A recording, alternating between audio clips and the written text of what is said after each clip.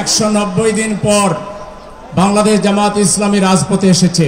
আমরা রাজপথে এইভাবে আসার প্রত্যাশা করিনি, আমাদের পরিকল্পনায় ছিল না।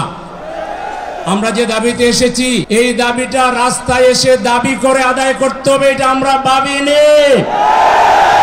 এটি ছিল আমাদের ন্যায্য অধিকার, এটি ছিল আমাদের সাথে একটি সম্মানজনক আচরণের ব্যাপার। বর্তমান রাষ্ট্রে যারা আছেন তারা যে কোনো কারণে এখন পর্যন্ত ব্যর্থ হয়েছেন। যে রায়ের বিরুদ্ধে আন্তর্জাতিক সকল মানবাধিকার সংগঠন বলেছে এটা কোনো বিচার হয়নি, ক্যাঙ্গারু কোর্ট ছিল।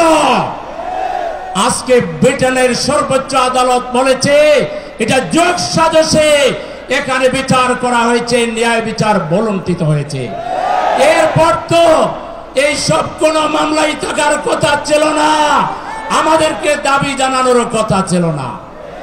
একই সাথে আমাদের নিবন্ধনের মামলার রায় যিনি দিয়েছিলেন তিনি বলেছিলেন তিনি শপথবদ্ধ একজন রাজনীতিবিদ, যিনি রাজনীতি করবেন তিনি তো তার প্রতিপক্ষের বিরুদ্ধে তার ইচ্ছাকে বাস্তবায়ন করবেন, এটা খুব স্বাভাবিক। সুতরাং ওটাও আইনের বিবেচনায় ওটা চলে না। জামাত ইসলামের তৎকালীন ভারপ্রাপ্ত সেক্রেটারি জেনারেল এটিএম আজহারুল ইসলামকে অনতি বিলম্বে যদি মুক্তি দেওয়া না হয়, জামাতের নিবন্ধন এবং জামাতের মার্কা ন্যায় বিচারের পথে দাঁড়িপাল্লা যদি অনতি বিলম্বে ফিরিয়ে দেওয়া না হয়, আমরা মাননীয় আমির জামাতের নির্দেশ চাইব। আপনি যদি বলেন প্রতিদিন সকালে একবার বিকালে একবার ঢাকার 130টা প্রশাসনিক ওয়ার্ডে আমরা মিছিল করব, বিক্ষোভ করব, ঢাকাকে অচল করে দেব।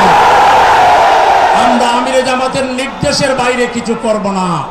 আমির জামাতের কাছে আমরা কর্মসূচি চাই, আর যদি কর্মসূচি আপনারা আমাদেরকে দিতে না চান তাহলে সময়কে বন্যা করে এই 3টা দাবি পূরণ করবেন সেই আশা।